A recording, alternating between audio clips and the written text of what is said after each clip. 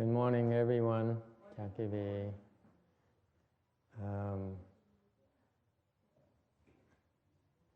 I noticed that you have different ways of meditating. Thầy để ý mọi người thiền khác nhau. When I first started, I never really directly was able to learn meditation from my master. Lúc thầy bắt đầu, thầy đâu có được Ngài Tiến Hóa dạy nữa, Tích Thân dạy đâu. So I read his books. Thầy đọc sách của Ngài. And I knew that he was a accomplished Chan master. Thầy biết là Ngài Tiến Hóa là một cái vị thiền sư, tổ sư thiền sư. So he knows how to meditate. And he knows how to train people to meditate. Thì thầy biết là Ngài là biết thiền và biết dạy người ta cách thiền. But because I never had the chance to ask him questions about meditation, bởi vì không có cơ hội để mà hỏi Ngài về những cái thắc mắc về thiền, I meditated for several years initially without knowing, without being sure that I was doing it right. Thầy thiền 7-8 năm trời mà không biết làm đúng là sai. For 7 or 8 years, I would meditate, and ngồi thiền. And then the thought will arise after sitting for several hours, and the thought arises, am I doing it right? Ngồi mấy tiếng đồng hồ xong rồi cái tư tưởng nó khởi lên, ngồi kiết già có đúng không ha? Because for example, when my master's picture, he would sit in full lotus with his legs in front. Some of the pictures he has, legs always in front. And then his students, when I asked them, he said, they have variations. Học trò Ngài á, đệ tử Ngài thì ngồi cách khác, ngồi cái thế khác một tí. For example, I started by learning to sit in full lotus like he does, and then later on, let me show you. Later on, his disciple taught me to sit in full lotus like this. Can you see this? Okay, that's how Sarah learns to sit. Right? This is rather more painful than the way you sit.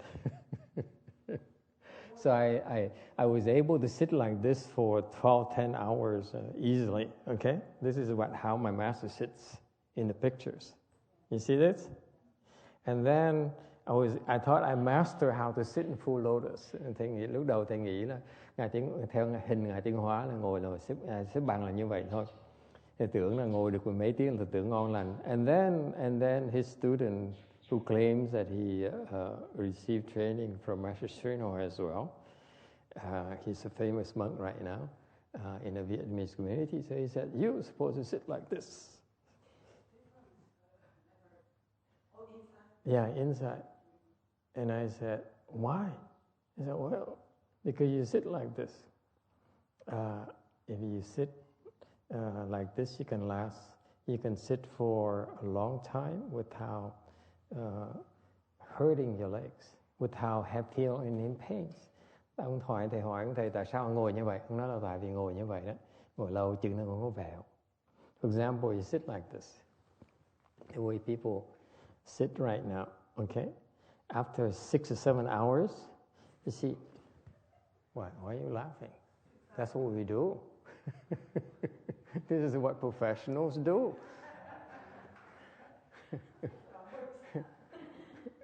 You see, you notice, you sit like this, you see how this thing is bent? The ankle is bent so much right here. You notice that? So after 7 hours, you stand up. This will hurt because it's bent too much. You see this? Here is okay, but this is, you see how, the pressure is pushing it up like this. After 6 or 7 hours, this will be, you have some problems. So you stand up, it takes about minutes before you recover because this is too much stretching.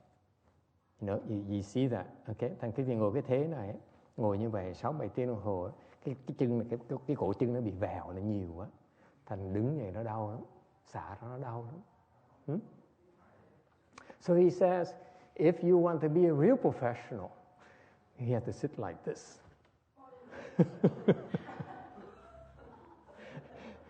And you know what? It hurt like hell. thầy ông thầy kêu ông nói vậy, thầy con muốn ngồi thiền đúng là phải kéo vào tuốt ở trong luôn. He says because the Hindus, the yogis, this is how they sit. Tại mấy cái người mà bên yoga nó ta ngồi chân như vậy. Because you see like this, the ankles there's no stress on the ankles at all. You see that? Ngồi như vậy cái cổ chân nó không bị đau, nó không bị vẹo. So we consider as long as we want. So I had to learn to sit again. Nên thầy phải học thiền, học ngồi lại. And it took me about 6 months before I learned how to sit like this. So I was able to sit like this for a long time. Thành thầy phải tốn là 6 tháng trời mới học lại. So for example, now I teach some of my students how to sit like this to save them time. You see, có nhiều người mà có khả năng thầy dạy bây giờ. If not, you have to go through like the way I did, and then learn again. So actually, each posture requires different. It's more challenging. Okay, thành mỗi cái tư thế nó có cái sự đòi hỏi khác nhau. Okay, and then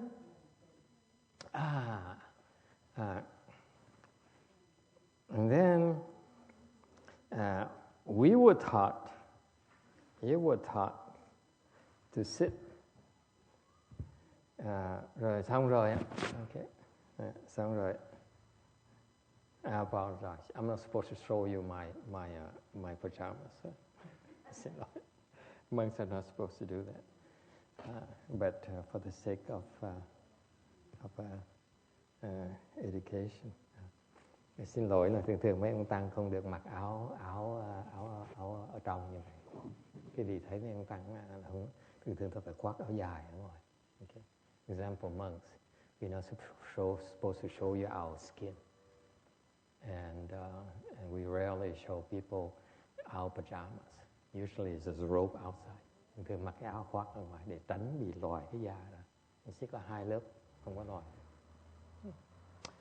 Okay. And then we were taught to sit in with the mudra. Cái phương pháp khác là ngồi thiền mà chắp tay như vậy. The mudra. This is called Vairochana mudra. Okay. See this? The thumbs touch each other. Thế là cái thế tay ngồi như vậy. Okay. And the hands are like this. You just relax and you put it down. Okay. That's it. Just relax. That's all. Make sure these things are touching. That's all. You can relax on the hand. And I notice some of you are going like this. Some of you are going like this. Whatever. People have different posture. Thầy ý có mấy người ngồi như là nó người giơ tay lên này, and then and I don't say anything thầy không nói nhé, because I don't know how long you last. So there's no point in correcting you. Thầy thường thầy không nói với, tại thầy biết cái vị thường không có trở lại đâu, because most of you will be so frightened of the discomfort, the pain that we put our students through. Thường thầy biết mọi người cái vị không thích cái đau đớn nên sẽ không có trở lại đâu. But it turns out that a lot of the Hindus, the yogis teach you not to use this mudra. Thường bên ngoài đạo không dùng như thế. You know, because they can get up to 8th level samadhi. Hoặc they sẽ tới 8 bát định luôn. With all these things, it's okay. It's no big deal. Okay? But beyond that, thì sau khi quá cái bát định nữa, then you see why you want to do like this. Sau khi quá cái đó, quý vị mới biết tại sao mình muốn để cái 2 ngón tay nó đụng lại như này. You know why? Không biết tại sao không? You don't have to worry about it, okay? Because most of you will not make the 8th level samadhi, so you safe. Quý vị đừng có lo. Đại đa số quý vị không ai tới được bát định đâu, okay? So at that point, you go like this, you go like this, you go like this. It doesn't matter right now, okay? But at a higher level, that's when you want to go like this. This is why when we teach you, we say, okay, try to do like this, okay? Nên chúng tôi dạy cái vị là ngồi cái bàn tay nó xếp lại như vậy cho nó đúng. Because when you get higher and you see how the chi flows, it actually runs around your body. Cái vị tới mà cao rồi, nhảy rồi mới thấy cái khí nó chảy xung quanh người mình. Okay? I give you an example. When you first meditate, ví dụ cái vị bắt đầu thiền, the chi builds up in your navel. Cái khí nó tụ lạiในcái đan điền. That's why we tell you to concentrate in navel. Okay? Because it helps pack the chi there a lot quicker. Thành cái vị chú ý tới cái đan điền, cái khí nó thốc, nó nạp vào đó, nó lẻ hơn, nó nhiều hơn. Okay? Nó lẻ hơn nhiều. So that this is a faster way by concentrating your navel. Okay? Okay? So the chi builds up here a lot quicker. If you concentrate everywhere else, like here, a lot of these Hindus teach you this, right? Yeah. Some Buddhists teach you to concentrate here, tip of the nose, okay, everything, all kinds of variations. Yeah. Và nhiều thầy, nhiều nhất thiền sư Việt Nam, nhiều thiền sư người Tàu tới dạy cái vị là chú tâm để chóp lỗ mũi, nơi cái chỗ này, nơi cái con mắt ở đây, ở ngoài đây con mắt này thì ra họ không biết con mắt này là mắt gì, họ nói tầm bậy. Okay, they don't know what this is about. They call whatever it is, but it's not something you want to do. So they tell you to do these things, and it's much better for you to start with concentrating in the navel, because if you focus here, okay, the chi doesn't pack as quickly to your navel as you were to focus in your navel. Bởi vì mà không chú ý đến cái đan điền là khi nó nạp lẻ hơn nhiều. Okay? And once it packs up here, it goes up. Cái đồng khi mà nó đầy rồi, when it feels it's full, it goes up. A column. Imagine it's a column around your spine. It goes up around that area. Okay? Nó đi lên cái xương sống của quý vị. Okay? So for example, you sit for a while, after a while, you feel that this, like your spine feels kind of cool. Yes or no? Quý vị ngồi thời gian thấy cái xương sống nó mát mát, right? One person, you see? That's my student there. 3 years, my dear. So, yes, it goes up to your spine. Cái khí nó chảy lên cái xương sống mình. Okay? That's what happens naturally. You don't have to worry about it. That's what happens when it gets full, it goes up. Because it overflows. Okay? So it's pushing up. And then, okay, it clears your head. Then it starts circulating. Okay? Rồi bắt đầu nó chảy xung quanh. So when you sit long enough, and when you become more advanced in meditation, you see how it runs around. And you see that when it helps to have these fingers here because the chi is connected. You like this, okay, or like this, okay?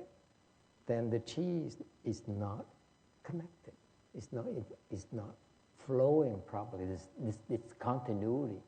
And cái vị mà lúc mà đụng tay như vậy nó chạy tròn, còn mà không chấp tay như vậy cái vị khí nó bị đứt đoạn. Okay? In particular, by the way, we also taught to, and also this bothers me for years, to curl the tongue and touch the roof of your mouth. Did anyone hear that? 2, 3, 4, 5. Very good. Excellent. So where do you put your tongue, by the way? Còn chuyện khác nữa. Vì môn người ta dạy thiền, ta nói là quý vị phải uống cái lưỡi lên mà đụng cái nắp của cái miệng, đúng không? Người ta hỏi cái vị đụng cái lưỡi chứ đó. I ask you, where do you touch your roof of your mouth? Where? Yes. Behind your teeth. Anyone else? Excellent. I first started by curling because it says roof, right? English, roof. Where is the roof? It's up here. So I curl my tongue all the way to the top. And after hours, you get so tired. Thầy đâu có biết đâu, người thì nói là đụng cái lưỡi, cuốn cái lưỡi cùng đụng cái nóc nhà, nóc của cái miệng mình, đâu có biết nóc miệng là gì đâu. Uống cái lưỡi cong đụng ngay cái đỉnh của cái miệng nó ngồi vài tiếng ngồi cái lưỡi nó mỏi ơi là nó mỏi. And naturally what happens? When you get tired, it naturally goes down, lower, lower, lower, and eventually you realize that it's okay to touch your gum behind the front teeth. That's what you need to do. And sau từ từ mới thấy là mình mỏi. So naturally, after years of practicing, after hours of practicing, you get so tired. And you have no choice but naturally curl your legs and your tongue gonna curl that much longer, so it keeps on unfurling, and then finally it stretches naturally like this. And từ từ nó mỏi có tự động nó phải duỗi ra thẳng. Okay? Yes. Ask her. I don't know about it. They know. These people know. I profess ignorance. Maybe I talk about it. Let me finish this point. And why is it important? Tại sao nó quan trọng? Because again, after you meditate, get to advanced level, tại sao nó quan trọng? Tại khi quý vị tới trình độ cao rồi, and you see that the chi actually runs like this from here, okay, up here. And from here to here, okay, there is no connection. Khí nó chạy, cái vị từ từ lúc nó tới trên độ cao sẽ thấy khí nó chạy như vậy, nó chạy lên như vậy, okay. And so happens, thành nếu như cái này nó không có sự nó bị gián đoạn, it's disconnected here. That's why you want to use your tongue to connect it. Thành bởi dùng cái lưỡi để mà dán, để mà nó liên tục lại. That's why. Okay? So there's a lot of things that we teach you that eventually give you the proper foundation. Từ dạy quý vị biết có những cái căn bản rất là quan trọng. And I know that some of you are meditating like this. You're reciting with your mouth moving. Don't do that. Có những người ngồi thiền mà tụng mình nhấp cái miệng. Why not? Tại sao như vậy? The first rule of thumb when you meditate, first thing you need to train yourself. Việc đầu tiên hết, trước hết mà quý vị lúc ngồi thiền phải tập. It took me 10 years to realize this. Because it's much better, is not to move. Not to move your body at all. Ngồi thiền, việc đầu tiên phải tập, đừng nhúc nhích. Yes.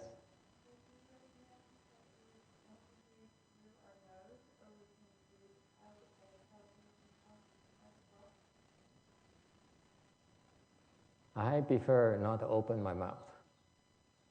Okay, because it doesn't look right. I'm kidding. You can breathe naturally with your nose. Okay. Besides, when you get more adept at meditation, your breathing becomes a lot softer, a lot more refined. So you don't need to open your mouth anymore. So you might as well get started by not opening your mouth. Okay. I know a lot of people like inhale and exhale through your mouth and so on. It's too complicated. Too many things to keep track of. I'm not very bright, so I tend to simplify things for myself. Okay. Người hỏi là nên thở ra miệng là không thể nói. Thầy chủ trương là làm một cách tự nhiên. Thở khi mà quý vị tới trình độ cao rồi, cái hơi thở nó rất là nhẹ, không cần mở miệng nữa. Tự động mình thở nó nhẹ như thành nó không cần mở làm gì. Okay, không cần mở miệng làm gì. Okay. Anything else? Any other questions you might have? Ai có thắc mắc gì không? Yes.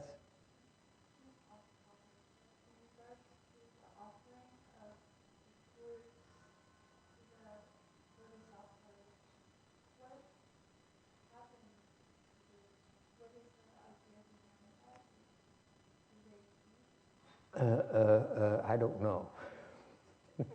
Because I'm no bodhisattva, okay? You cannot trick me. Có người hỏi, You see, students, be careful. They throw a lot of curveballs at you.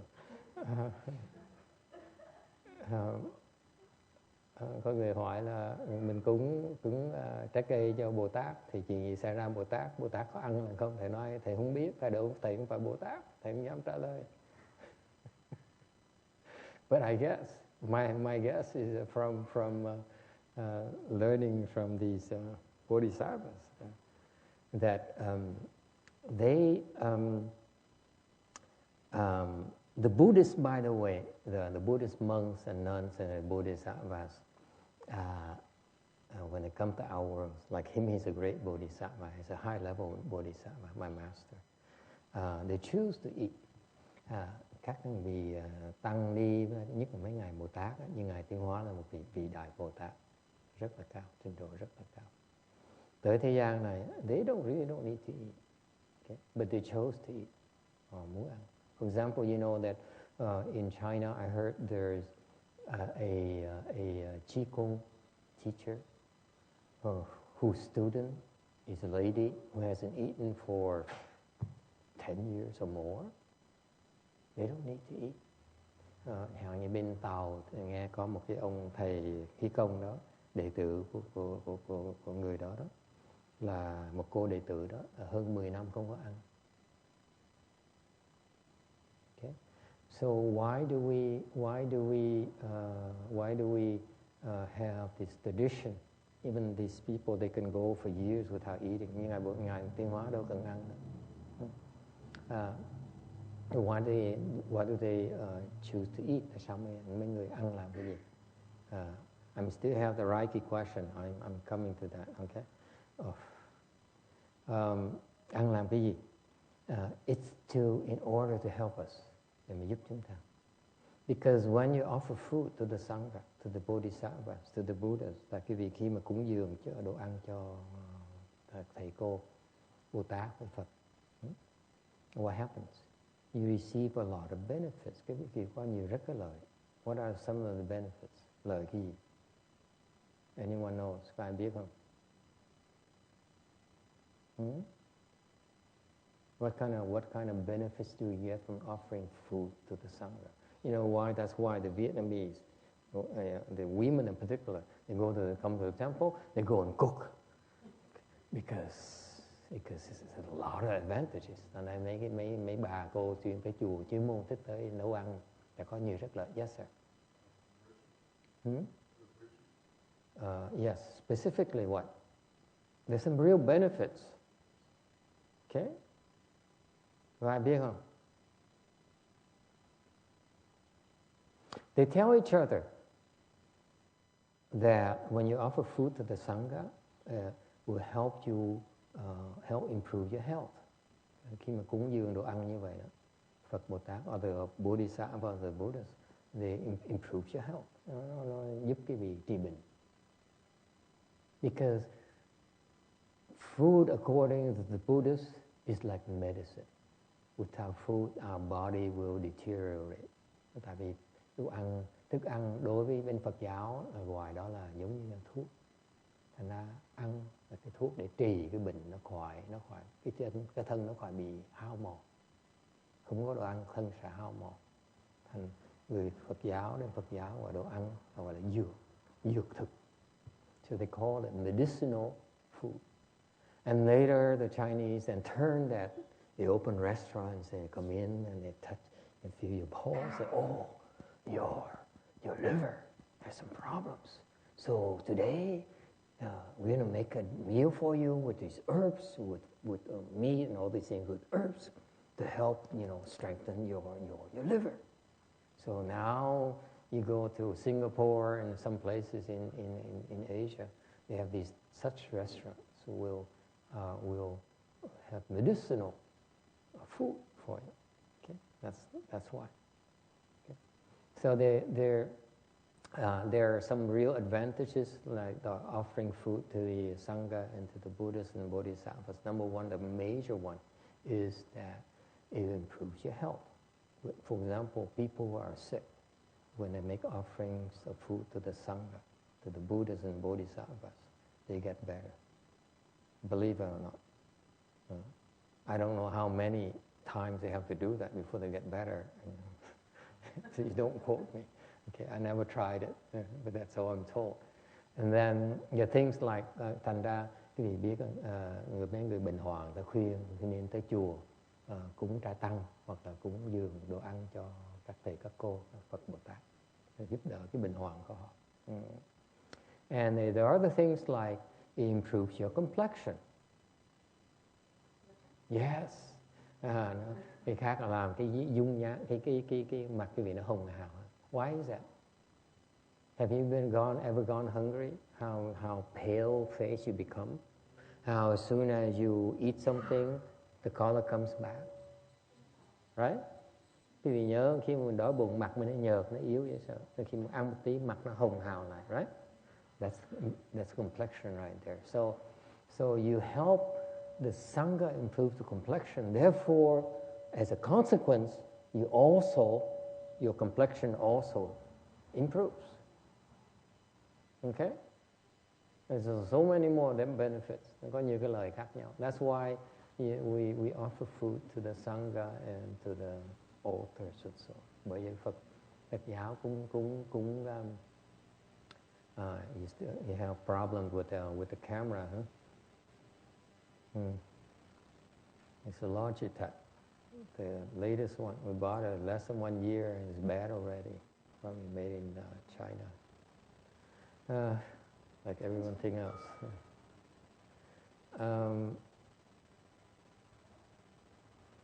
Just buy another one. Anyway, and the other question is about Reiki. Có chuyện khác là hỏi về cái Reiki. I don't know much about Reiki. I met a few of the Reiki practitioners. Tôi không biết nhiều về Reiki. Anyone practices Reiki, by the way, would care to elaborate what Reiki is about? Yes, sir.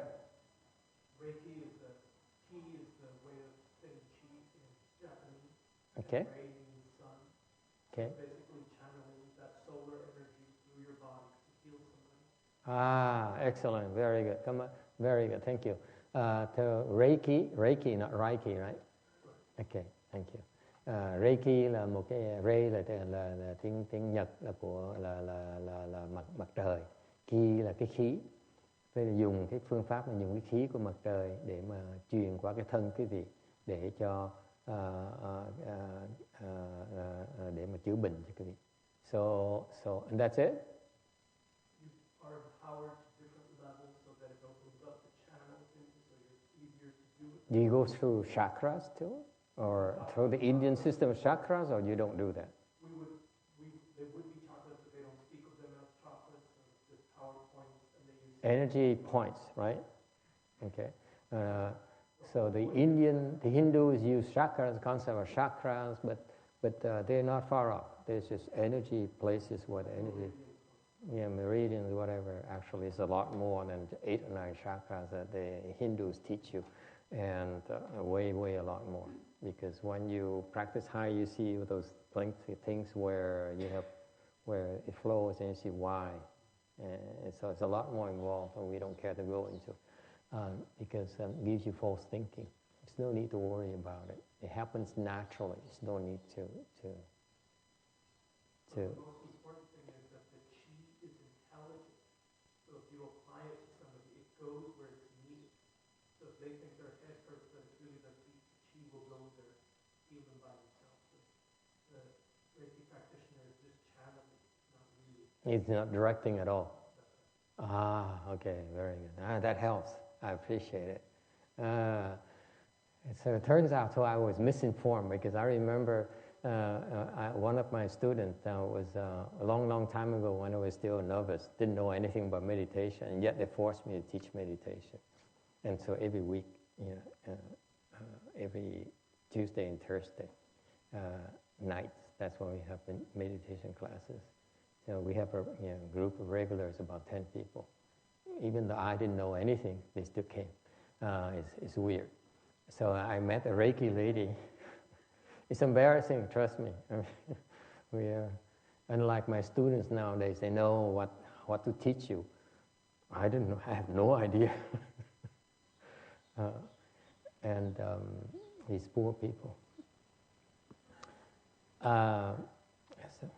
So I hope by confessing nowadays I repent. I hope I erase my karmic offenses,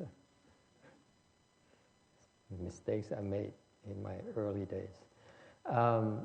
So there's one of my students, a very regular, a very charming Chinese lady who's, I think he's a programmer or something.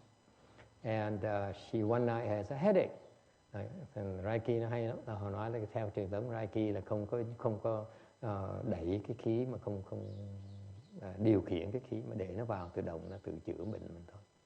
Thì nhớ lúc trước thầy dạy thiền, còn cách đây lâu rồi. Thì có cái cô lúc hồi còn Sa Di đó, không biết nhưng mà thầy dạy như thế. Cô Sa Di, cô kia cô tới. Cô bị nhức đầu. She came regularly, and one night she came. I have this severe headache. Okay. After sitting for an hour like we usually do, the headache is still there. Ngồi một tiếng đồng hồ, đầu vẫn nhức như thế. So one of my other students she's in her 30s now, late 30s, Caucasian, Canadian, and she says, I'm a Reiki practitioner. I can heal you. Thì có một học trò khác phải nhìn 30 mấy tuổi, okay, gần 40, thì nói là tôi dùng Reiki để chữa cho cô này được. So she was sitting, you sit down, and she would go use the Reiki technique, and I saw how she goes and pull the chi from this is her head and the hair here, so pull it away from her for 45 minutes. Ngồi kéo 45 phút. I watched and said, oh my God, it's so much work. Thì thấy có nhiều công việc lắm. And after 45 minutes, she was sweating. Sau 45 phút. Am I correct? Yes, it's very strenuous, right? Vì dùng sức dễ sợ. 45 phút. And so after 45 minutes, I said, I'm done.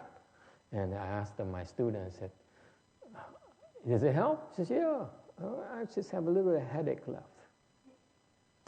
Là còn thầy hỏi cô, cái cô mà bị nhức đầu, tôi hỏi có bớt không? Cô nói là còn tí xíu nữa thôi. Okay, so 45 minutes. Okay, they pull the chi away from whatever is bothering her head, pull away from it. Okay, and she was like this.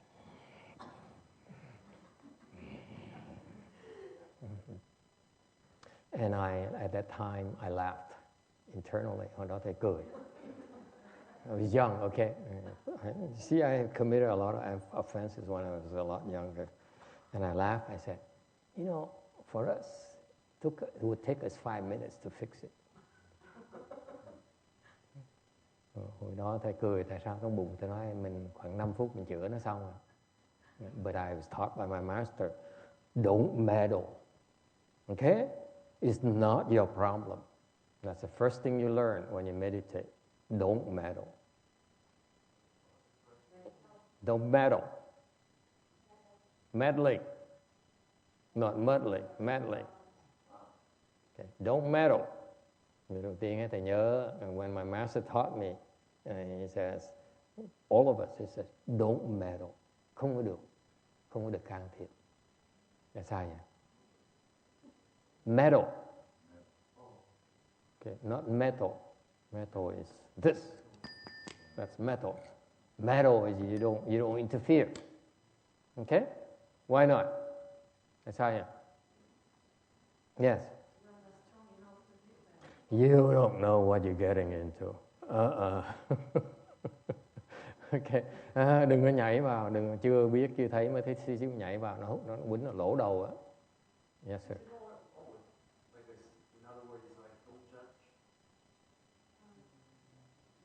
Don't interfere. Okay?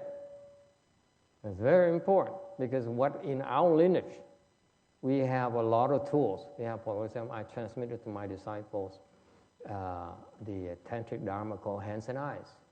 Okay, như cái phái chúng tôi nó có cái pháp là pháp which we practice. Okay, for many years. So, cái pháp là thủ nhãn. Okay, and we have a lot of weapons. We can meddle. We can command ghosts, things that we do, okay, that we practice, these form of practices. So you feel like, oh, you're so cool. And so for example, you see someone having a headache, okay, thấy người ta bị nhức đầu, we can do, and the headache will be gone. But that would be meddling, wouldn't it?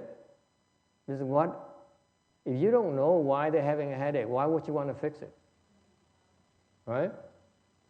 Would you want to fix something you don't know why she's having a problem? For example, let's say that she's having a headache because she offended Mr. Obama. I'm very respectful, you see. Quý vị biết không? Mình không biết cái nguyên nhân người ta bệnh hoạn, sao mình nhảy vào nó cắn mình phiền lắm á. Okay? Như cái người mà làm mò nhức đầu họ bệnh hơn mình can thiệp nó cắn mình một cái mình phiền đó. Okay. Yes. Oh, I feel for them. At least they get paid. We don't get paid. Hỏi những bác sĩ sao tôi nói ít nhất mấy bác sĩ được trả tiền, chúng tôi đâu được trả tiền, tội gì mà làm. Yes. Mm-hmm. Yes. Yes. Because for example, that lady, this happened recently, and the old lady is cooking right now. And có cái bà cô đó, she had a problem. She has a stiff neck. She couldn't even move because she slept wrong. Does it ring a bell? Yeah. You sleep wrong, and now you get up and you have a stiff neck. The French word torticolis. I had it since I was younger, a lot younger. I had it already. When you get to be 80-year-old like she is, this can be deadly. Okay, can be very dangerous. Và cô bị ngủ trật, thành nó cổ nó cứng ngắc rồi. She couldn't even move. It hurts. Đau vậy sao? So what did she do? She meditates. Làm gì? Ngồi thiền. She says it helps. Okay? Ngồi thiền nó bớt đau. Does it go away? No. It doesn't go away. It helps. So then one of my students who's stupid enough, có một trò thầy dốt cái độ, he mantra the water for her. He recited the medicine master mantra 108 times and gave the water to her to drink. She drank it. It felt better, even better. Did it go away? No. See? So my second disciple is meddling with how the mission. Not very wise. Okay? You don't meddle. And then, wait, I'm coming to you. And then, so we told her, you should use the mantra, the hands and eyes, to fix it. So we're meddling, okay? But slightly, because we tell her to do it, we don't do it ourselves. Because she can do it, she's received transmission to do it. So she did it. And she did it, and I walked into the Buddha hall, she sat there and just,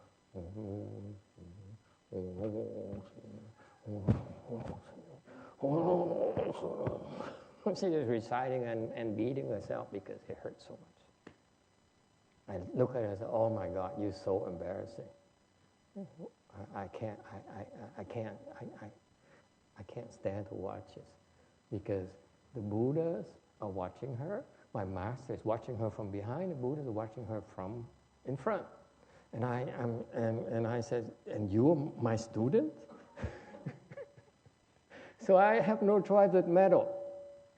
So I taught her, here's how you do it. You're not doing it right. And so I taught her how to do it. And I said, really? So no wonder my throat is hurting, it's too dry and everything. Yeah, because you do it wrong. So I taught her to do it. After 2 hours, guess what happens? It went away. It went away. Okay? So we do have to meddle sometimes. but we choose not to. Only when we must, we will meddle. Because in my case, it gets personal. It's too embarrassing towards my teacher and towards my Buddhas and Bodhisattvas, so I have no choice. Okay? Anyway, so we don't meddle. That's what we do. Yes? I'm glad you're raising this issue. Mm-hmm. It's been on my mind. Yes, been on my mind too. In my work. I know. Oh, I don't envy you. Stop. Stop. And I want to be able to offer some strategies for them or techniques for them to help them. But I also don't want to cross the line where I'm getting too involved and I feel like we're going to get people Hmm. Okay. That's a tough one.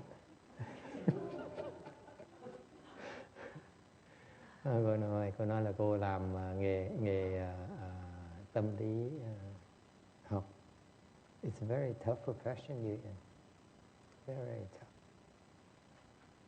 Doctors are relatively easier to deal with. Psychologists, psychotherapists, I don't envy you. You're dealing with very dangerous people. Bác sĩ nó còn đối với thầy nó còn đỡ. Mấy người mà bác sĩ điên nó phiền lắm. Phiền lắm. Tại vì mấy cái người này nó nguy hiểm lắm. Nguy hiểm lắm.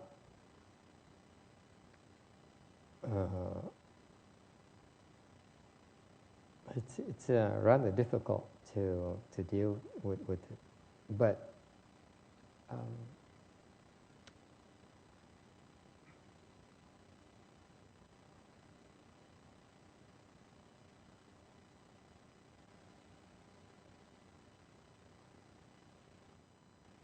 in Buddhism, there's a concept of cause and effect. Phật giáo có cái quan niệm là nhân quả. You're sick today because you hurt someone in the past. Ngày hôm nay mình bệnh là tại vì trong quá khứ mình đã làm người ta, mình hại người ta rồi. Okay. For example, when you meditate and you sit and you have leg pains in your legs, right? Chẳng phải mình ngồi chân nó đau, right? Yes? That's your killing karma right there. Most of it is killing karma. Chân nó đau là tại vì trước cái gì có cái nghiệp sát. When you kill someone, you inflict pain on them before they die. We kill mosquito. Okay? It hurts before it dies. Right? Just like us. Khi mình giết con kiến, nó đau trước khi nó chết. So that pain there, we have to pay in the future. Cái đau mình phải trả lại. Is that clear? It's called cause and effect. There's nothing you can do. You hurt someone, you have to pay back. So when people who have mental illness, they created offenses in the past. Okay? For example, give me an example.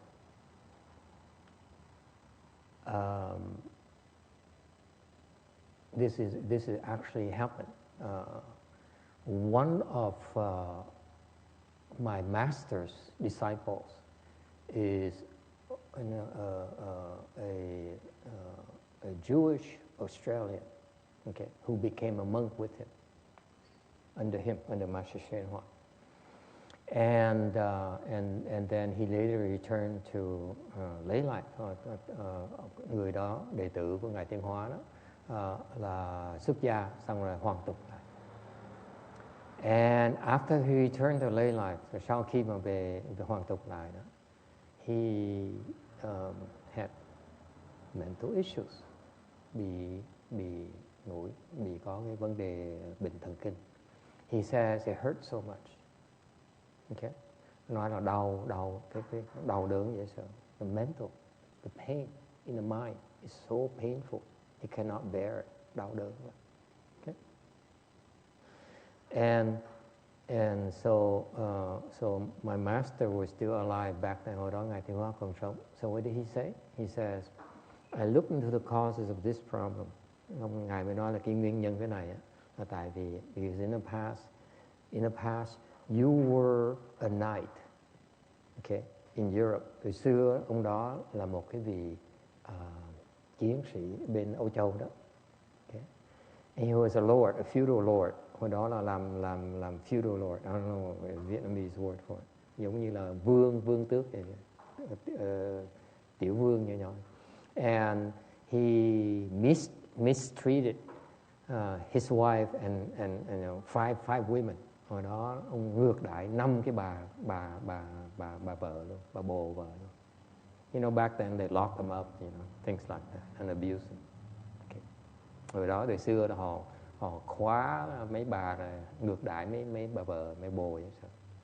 And now these 5 girls, okay, have become ghosts. Bây giờ 5 cái bà đó trở thành 5 con quỷ. The ghosts who are very powerful, có thần thông. Now they are harassing him day and night. That's why he goes crazy. Đàn ông nổi khùng. He says in my master's temple, city 10,000 Buddhas, he's always hurting. Khi nào nó cũng đau đớn, cái đầu nó đau đớn. Everywhere in the temple. Okay? But he went to my room, and I was a novice back then. Hồi đó mà thầy làm sa di đó. He went to my room, okay? He talked to me because I asked everyone else, what can I do about my pain? Ông hỏi khắp tất cả mấy ông thầy, làm sao mà chữa cái đau trong đầu này? Không ai giúp ông được gì hết. The suggestion they made is not, it doesn't, none of it works for him. So he went to my room, we talked about it. He asked anyone, okay? Hồi đó gặp ai ông cũng hỏi đó. Went to my room, I couldn't tell him anything. But he says, this room here, I'm not in pain at all. Vào cái phòng của thầy á thì không đau. He walked out. The pain comes back. He walks in, the pain stops. He walks out, the pain comes back. Yes. So what if he doesn't have his body outside and have Stick the head in, and then, you know, the room only. What is he going to do when he's hungry? Or when he needs to go to, yes. So why is that? I didn't understand back then. Actually, later I understood that these 5 women, 5 ghosts, harass him constantly, but they don't dare come into my room because it's guarded. Để cái phòng thầy 5 bà quỷ đó không dám vào, phải đứng ở ngoài. So they have to stay outside, wait for him to get out, then they attack him again. Okay, thành nó phải đợi ra khỏi phòng nó mới tấn công lại được. Okay, so this is to tell you, you're dealing with invisible beings, and they're very upset, and they don't let go. They live for a very long time. Mấy con quỷ nó sống rất là lâu, nó thù vậy sao? They're very angry, and they bent upon inflicting pain on this guy. Most likely ruin his life. Okay? Is it too far-fetched for you, the rest of you? No? It's okay, boy. You know, it's a ghost story. It's Halloween tomorrow. I mean tonight. So yes, Halloween tonight. Yes. Yes. So the thing is that the question you have is how do you deal with it? It's rather delicate. What you do is, first of all, you take the money. You have to give them the money's worth. Let's be fair about it. Otherwise, you shouldn't be doing this, right? You're doing this because you need to earn your pay. Okay? And I heard that you charge a lot too, right? Not enough. Not enough for the kind of hassle you're getting into. I agree. This is why we don't meddle, you see. You cannot pay us enough to take on your cancer, to take on these 5 crazy women. Okay? Ghosts. Yes? So about redemption, like to redeem ourselves for our past, we can call it mistakes, sins, our errors, or Yes. offenses. Mm-hmm. So any way to... Yes, you can. There are ways to deal with it. Yeah. Okay. But they're Buddhist. I only know the Buddhist ways. I don't know the Catholic and stuff. Okay. So it's a little bit beyond the scope of Chan. The Chan way to deal with it is we sit there, we endure the leg pains, that's repayment. Agree? Is it clear? If you endure the pain, eventually it stops because you paid up. That's it. It hasn't stopped yet. Oh, by the way, somebody says, it stops and then I have pain again. You promised me. No, I didn't promise you. I never promised you these things. Là quý vị biết không? Rồi sau thầy mới biết. Let me translate the Vietnamese. Because a lot of Vietnamese women are cooking right now in the kitchen. I know my place. Sau thầy mới biết là 5 con quỷ đó, cái ông này vào phòng thầy là không có đau, không nhức đầu, không có đau đớn gì hết. Mà ra khỏi phòng là đau, vô phòng không đau, ra khỏi phòng là đau. Rồi thầy không biết, sau này mới biết là có 5 con quỷ nó sợ cái phòng của thầy không dám vào. Okay. Thành mấy cái người mà bệnh thần kinh họ phiền lắm, là họ đương đầu đối phó những cái quỷ thần, họ hung hăng lắm, nó dữ lắm, mà nó thù rất là dài, nó sống rất là dài nữa. Thành ra phải cẩn thận vậy sao? Thành chúng tôi là không dám đụng đậy vậy. That's why we don't dare meddle, because we don't know what we're getting into. The last thing I want is to deal with those 5 crazy ghosts. Okay, so anyway, you have to. I'm sure it's more than money for most of you. That there's an ideal behind it. You believe in your work. You believe in helping others. Okay, in order to do that, you need to learn to help yourself. This is a fallacy in thinking you want to help others when you can't help yourself. Before you can help others, you have to know how to help yourself first. Thành ra họ bằng giờ người này có cái lý tưởng muốn giúp người khác, nhưng thì thiệt ra muốn giúp người khác phải có cái sức giúp mình trước cái đã. So for example, my tradition, our tradition, we are told not to meddle first. Thành cái truyền thống của tôi là không có can thiệp vào chuyện ngoài giang hồ. Tại sao? Tại phải lo tu. Because when we meddle, we take on your karmic retribution, and that can be overwhelming. Then we can't practice. Okay? Thành chúng tôi làm như vậy, là can thiệp như vậy là phải lãnh cái nghiệp của quý vị. So for example, my disciple who mantra, the medicine master mantra in the water, they give it to their old lady, that's meddling. And if it's lucky, it's a minor thing. Okay. If it's something a lot more serious, they come and turn the guns on him. And that's why first thing, we don't meddle. You're not supposed to. Okay? Because then we take on all these burdens, then we overwhelm ourselves, and then it defeats our purpose of practicing. We cannot help ourselves. We have to learn how to help ourselves first. Once you're able to help ourselves, then we have enough strength to really help others. Thành ra truyền thống chúng tôi là từ lo tu trước cái đã, có sức rồi mới được giúp người khác, không có sức không nên giúp người khác. Okay, so then we are authorized to help others. Okay, yes sir. How do you know when you're ready, when help enough so that you're ready to help? Usually your teacher tells you to go help others. Câu hỏi làm sao biết là mình có sức giúp? Thì thường ông thầy quý vị biểu quý vị đi giúp. Yes sir. Cái bà này á, thì con thấy bà rất là tội nghiệp, mà thứ hai là bà nấu cơm cho mình ăn, mình không thể nhìn bà đau đớn vậy, cho nên con giúp. Nhưng mà con có nói thế này, tôi làm cho bà, thì lúc tôi làm tôi cũng có nguyện, mà bây giờ bà cũng nguyện là cho cái người kẻ thù của bà cho bà luôn. Nếu ok thì bà với người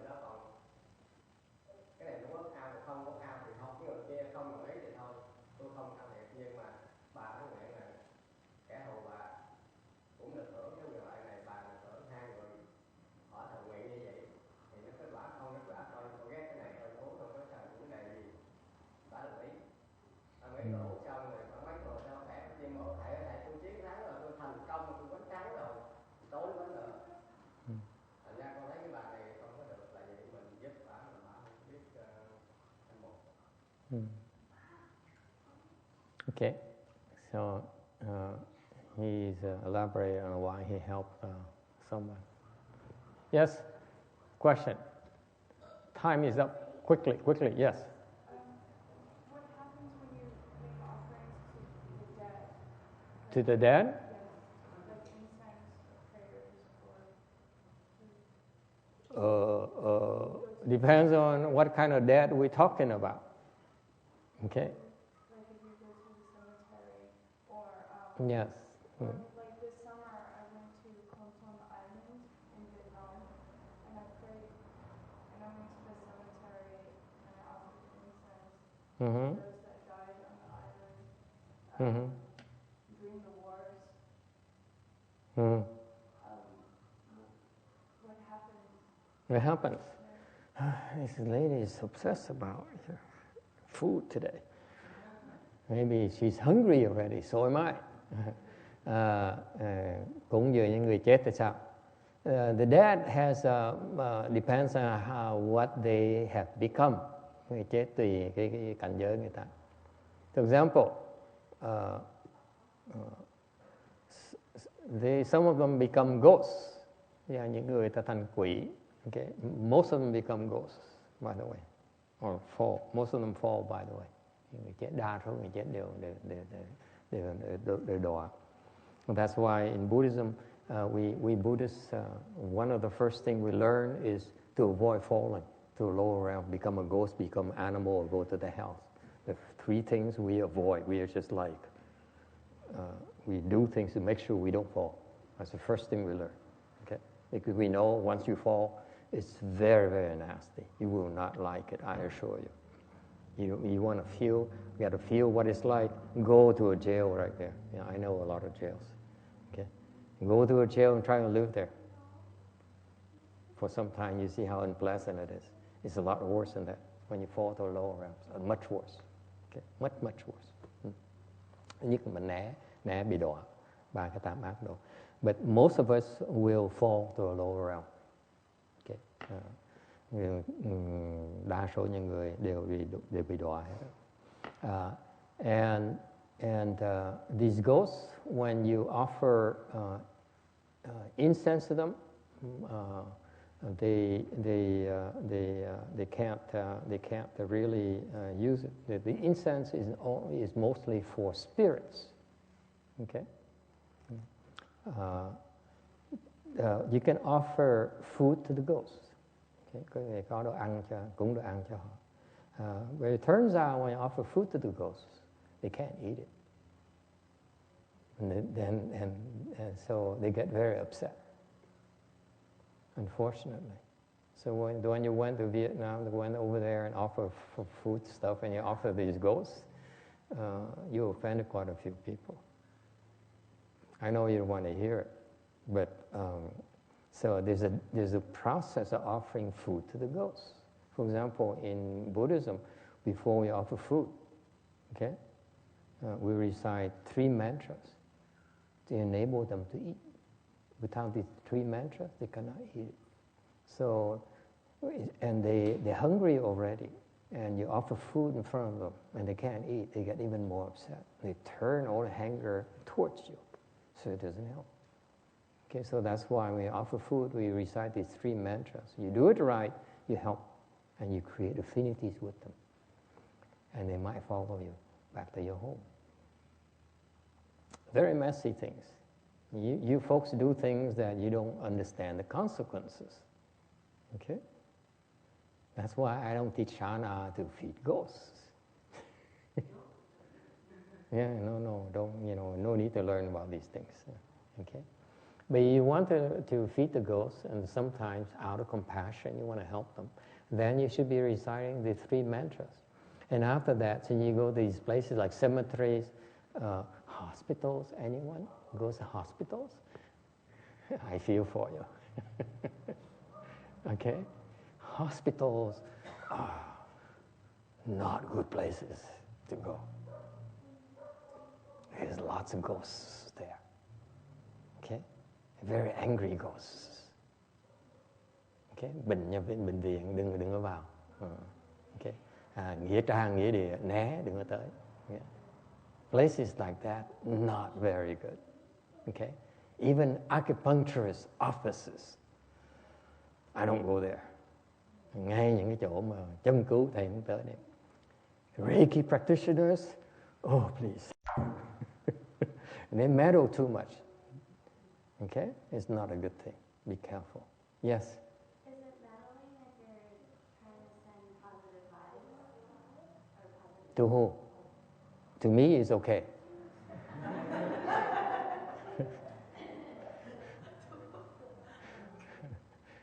Really, seriously, to who? Yeah. just In in general? general? The idea of sending positive energy and vibes, is that? Yeah, it helps. But they may get the wrong message.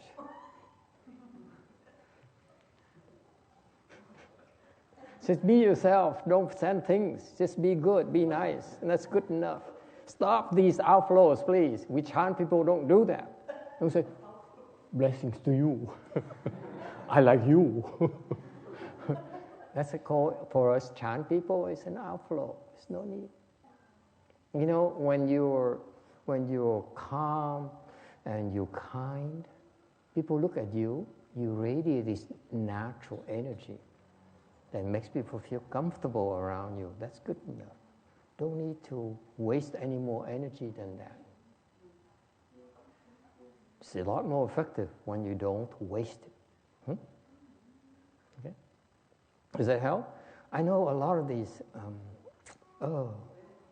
even some of the Buddhist teachers, especially Hinayana people teach you, oh, I send blessings to you, and I send good thoughts to you. What about her? I have a problem with this. Why do you discriminate between her and not this nice gentleman? Or this one sitting over here. Have you no compassion? He's just as nice. Look at him. How come you only send nice energy to me and not to him? But to us Buddhism, it's not fair. Okay? So I personally prefer to nurture thoughts of kindness and so on, and cleanliness to myself. Throw away thoughts of greed, of anger, and stupid thoughts. And that's good enough. And people, when you're near people, you have these positive vibrations. You don't need to send out anything at all. Your vibrations, now you come to the temple. Many of you come to the temple sensing it's so calm, so peaceful, so energizing in the temple. Yes or no? I know that's why you drive such a long way to come to the temple. Okay? And that's good enough. Okay? It happens naturally. I assure you, I don't sit here and say,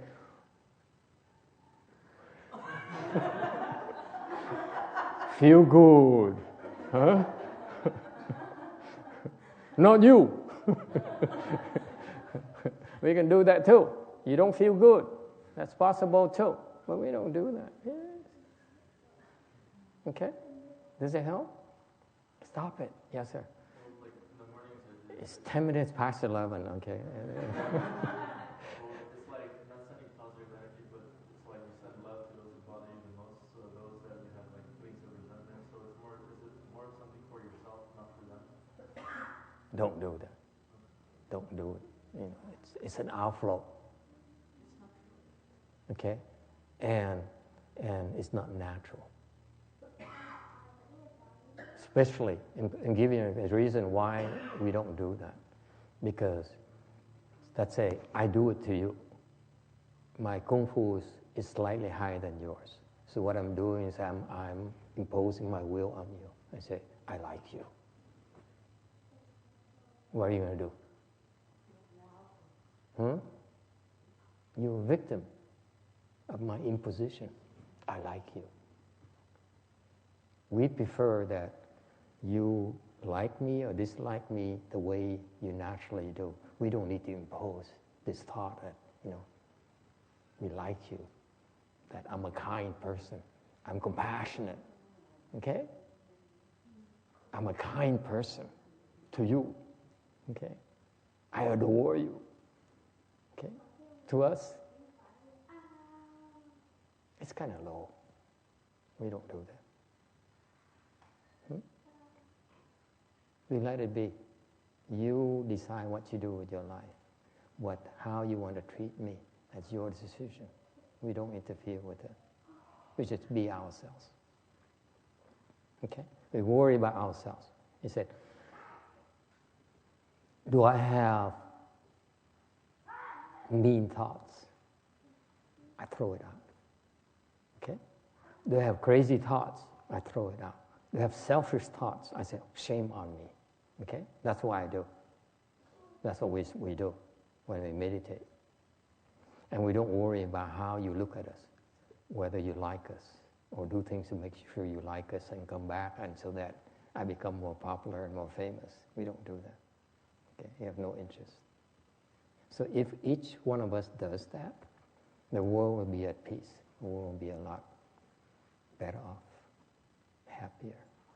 Because happiness is from inside, not from you. Whether you like me or dislike me doesn't affect my happiness. Right? You have to talk more in the future about this thing here, okay? It's a long issue, and it's not, and I'm grateful you brought it up. We can discuss it in greater details, okay? Thầy xin lỗi, ngày nay nói tiếng Anh nhiều quá, tại vì thì giờ nó cấp bách quá, thành mà nói thành nó hơi là cái vị tiếng Việt một tí.